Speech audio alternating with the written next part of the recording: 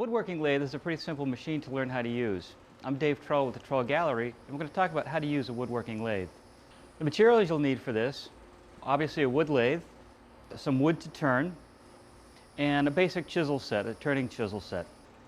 The first thing you need to do is prepare your stock. Generally you're going to start with a square stock. If it's over a couple of inches in diameter, you want to go ahead and cut the corners off of that on your table saw just to make it easier when you start your turning. Once you have your stock prepared, you can go ahead and mount it in your lathe. We're going to set up what's called between centers, and that is supported on either end by the drive spur and the tail stock. Once you get your stock mounted, you can go ahead and adjust your tool rest, and you want to make sure you get that in nice and tight to your lathe, right about dead center, maybe a little bit higher, and as close to your stock as possible without actually touching. Once you have your tool rest adjusted, you can go ahead and start turning. You're going to start turning with a gouge and round your stock.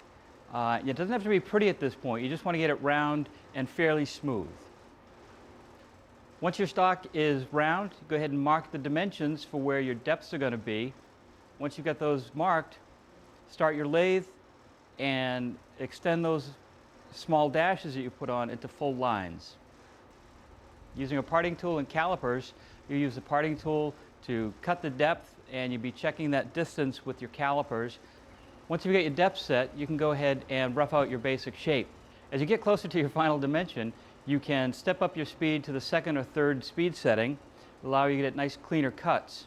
Once you have the basic shape, you can go ahead and step your speed up one more time using your skew and really clean up any of the tool marks, any of the pencil marks that are still left, and just fine-tune your shape.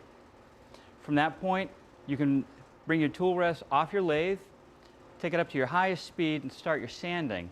The nice thing about turning is, as long as you keep your tool sharp and you're using good quality wood, at this point you should have a very smooth finish already, so you just have to touch it up. Those are some basic tips on how to use a wood lathe. I'm Dave Trull with the Trull Gallery, the fine art of furniture making.